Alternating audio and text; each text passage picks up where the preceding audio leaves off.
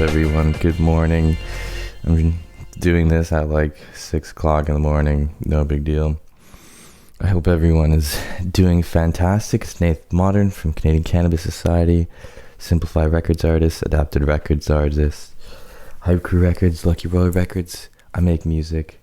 Welcome back. Lots of fun stuff going on in the world. It's funny, after I did the relationship podcast, I go in to the car and I listen to the radio, Kiss 92.5 in Toronto, and they're talking about like relationships and like moving in with your partner and like all these things. It was so weird hearing it, especially after doing my episode on relationships and breaking up with my ex-girlfriend. I thought that was really funny. And you know what else is really funny? DollarPapeClub.com. Redman, he made a really funny video on DollarPapeClub.com. You can join the club. You can be with Redman and me and all the cool guests and all the subscribers at DollarPapeClub.com. Rolling papers in the mail every month, every other month, and quarterly. DollarPapeClub.com. Legendary rapper Redman is part of the club. You don't want to be a part of the club? That's cool. More people are going to join the club, and you're not going to be a part of the club, and then you're going to feel like you're missing out on being part of the coolest club on the planet that gets rolling papers. But moving on to some fun stuff. First thing I want to say is I just want to give a round of applause. I want to say congratulations. It's a good time. I feel like end of the month is kind of a dark period, especially we're going into the winter season, extra dark. So we have the great news that South Park creators officially ink a deal to purchase Casa Bonita. So if you know the Casa Bonita episode of South Park, you're a true OG. So what happened was Casa Bonita apparently filed for bankruptcy. They were going under, apparently. And Matt and Trey Parker and Matt Stone, they said publicly they plan on buying the legendary Colorado restaurant. It's where South Park is actually located, Colorado Springs. Filings in federal bankruptcy court this week show the comedy duo have moved to purchase Casa Bonita for $3.1 million, which is honestly not a lot, like for a franchise, for like a whole restaurant thing. And with the TV show that they have, I think they could make good use of the restaurant. Oh, they're gonna make it so legendary. I want to go to Casa Bonita just because they bought it. I feel like they're just gonna add the extra flair that Casa Bonita needed. I didn't even know that was a real restaurant, but yeah, that's a real thing.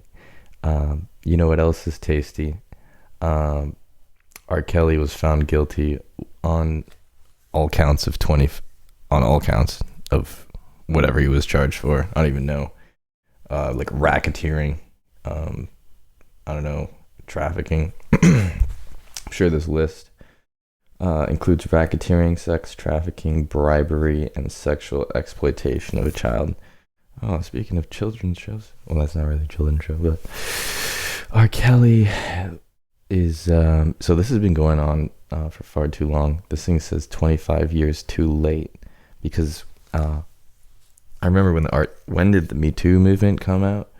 That was around the same time that most of the victims were coming out of these cases.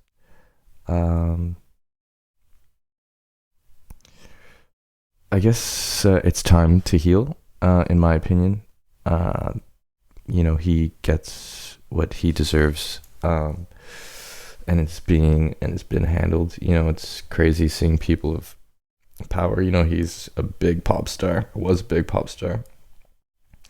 Has worked with so many people.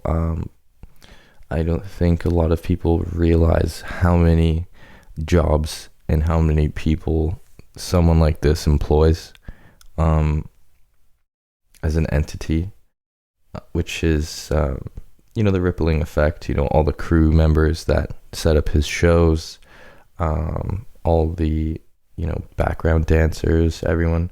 Part of it is going to be affected in one way or another. So it's just interesting to see trickling effect of the situation. Not really.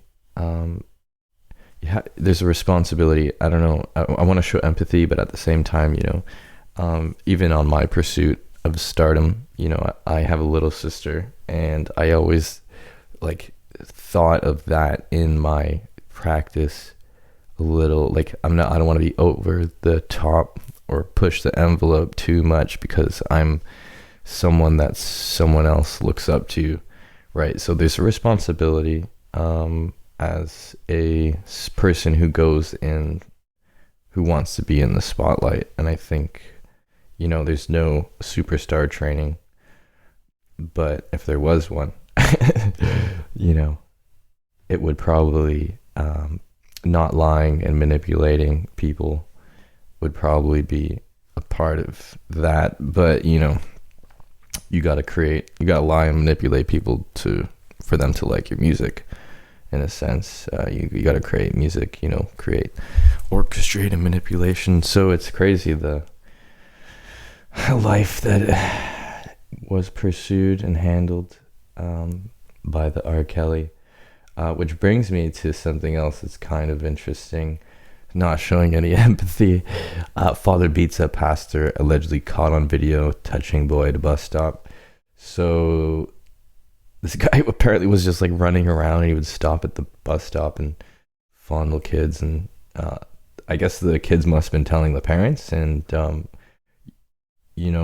father camped out, watched the bus stop, saw the pastor jogging by and diddle a kid, he rubbed the back of him, and you can find more about it online. But the father ran out, caught his ass, and beat the shit out of him. Straight up. And that's his face after he's gotten his face pounded in. There's what's interesting is that there's no nothing on this article about the assault charge against the father. So I guess that's good to hear. I hope the father doesn't get charged. If I saw my kid getting touched inappropriately, definitely I would be very angry. And the father had to catch this guy, right? He was running away, so I don't know. He was trying to get away, and just protecting his children in the neighborhood. Speaking of protecting the neighborhood, if you guys don't know about the Green Party Canada, we have different political parties here in Canada. Most popular, Liberal, Conservative, and we have this little party, the little runner that never really makes it, but there are they've been growing, and they're called the Green Party. And Elizabeth May used to be the leader of the Green Party. I don't know what the equivalent would be in America. I guess independent, but it's awesome to see this little party running. Before weed was legalized, they were the one that were like, we're gonna legalize weed, we're the Green Party. And it was kind of like a meme in Canada to the Green Party. But I'm sure they have some good perspectives and healthy perspectives for the environment in Canada. But why I'm talking about this Green Party is because they recently elected a leader who is named Anami Paul, and she's this woman right here. and she's a person of color. I'm not sure her background specifically. She's Canadian, and a lot of respect to her, because she's a person of color running in politics, in a predominantly white political space and country. So that in itself, I've helped out a political campaign, for someone who is super smart and super intelligent, a lawyer and a politician, and so much respect. But I could just see how culture creates such a divide in certain demographics in certain areas. Like, there was more of a Eastern Asian cultured demographic, in an area. So getting in touch with different types of people. And right now we live in an age where things are pretty segregated still. I just want to give a shout out to her, a lot of respect. Even she herself was saying how she just wanted to go. It was really hard for her. She was saying she was crawling over broken glass. That's a quote from her, to get where she is and to be in the riding. And she says that she's doing it to inspire other people, to show them that they can be in that position. And that is super inspiring. And that's why I want to share that, because, regardless of color, you can definitely get into politics. And I think without pushing that envelope, you wouldn't be able to have change, and people wouldn't even think of change, right? Thinking of the idea of a black president, or a black leader, or an Asian leader, or, just a not white leader in North America is it's definitely different if you look at the history books, right?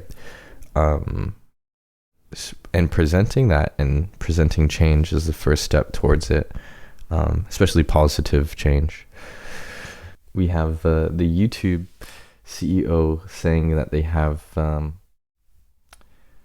they're saying that their core value is free speech still, after blocking a Russian opposition video. So this is Susan, the CEO of Facebook. Kind of cute, kind of cool looking. I like her bracelet, very nice. But what caught my eye was honestly the Reddit comments, because they were so you read this is like the most ironic thing, right? Like, free speech, a core value, YouTube CEO says after blocking Russian opposition video. When we work with governments, there are many things that we have to take into consideration, whether it's local laws or what's happening on the ground. So this is why I don't want to pry too much into this, because there's obviously investment from Russia into YouTube, and YouTube has obviously Russian viewers. So the conflict, the political, and who knows, maybe she was threatened by Putin. I don't want to say anything. I don't want to get threatened by Putin. It was not how Putin forged the results, but how obediently the almighty big tech turned into accomplices.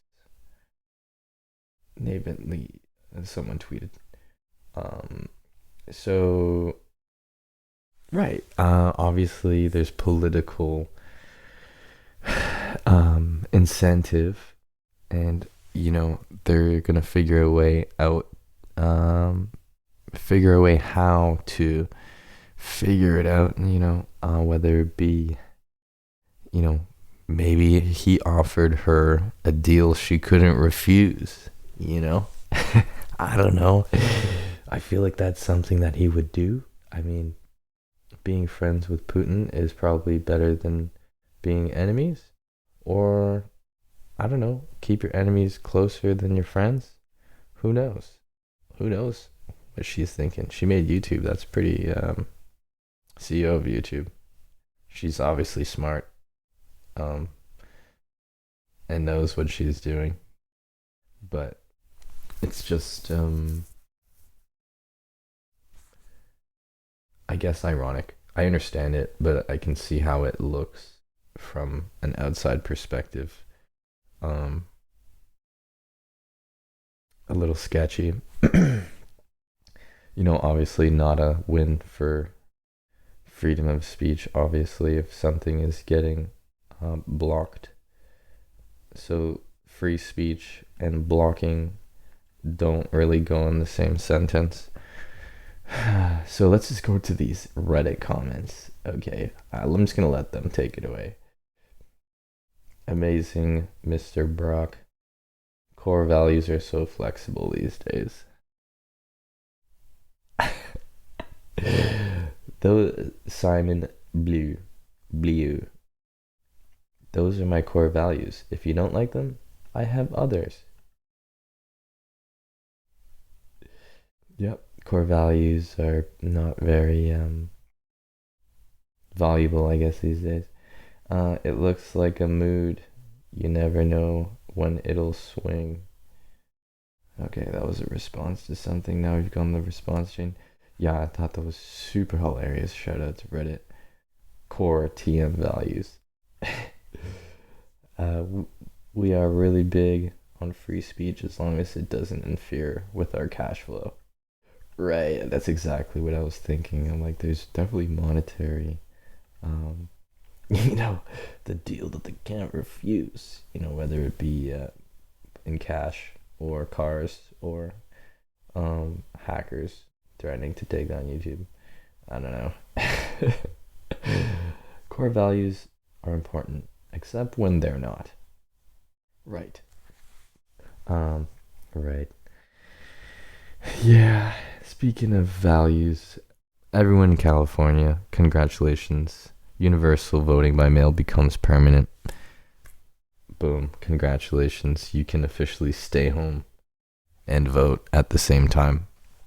I think it's ironic because that's where weed is very legal. I'm just gonna smoke weed, stay home, and vote. Very clever stoners. So, yeah, congratulations. President of China, Xi Jinping, I think that's how you pronounce it, declares an end to coal use. That's Xi Jinping, I think. Okay, so previously, Jinping vowed China would hit peak emissions before 2030 and transition to carbon neutrality by 2060. That is fantastic to hear, especially because China has been in the news quite a bit. Not in the positive light, I feel like they were like protecting themselves from the whole COVID outbreak with Trump blaming them, and Americans going this being really offensive. Like some people, not all Americans, but some people were just so offensive. You know, like Wuhan flu, like it's not. I feel like maybe this is a PR saving type of ordeal for the country. That's what it kind of feels like, in my opinion. But it's also a push in the right direction. China is the biggest consumer of coal, accounting for 54% of the world's coal-created electricity. That's insane, right? So it's definitely wow, that's a lot. 54% of the world's coal-created electricity. What's wrong with you? I thought China was very advanced. That was my assumption. Wow, 54%. That's a lot. Okay, but it takes a big person to take accountability for their mistakes, right? Whether it be male or female. If you can acknowledge your mistakes and take responsibility for that. Say, hey, I did this. I'm sorry. Let me make it right.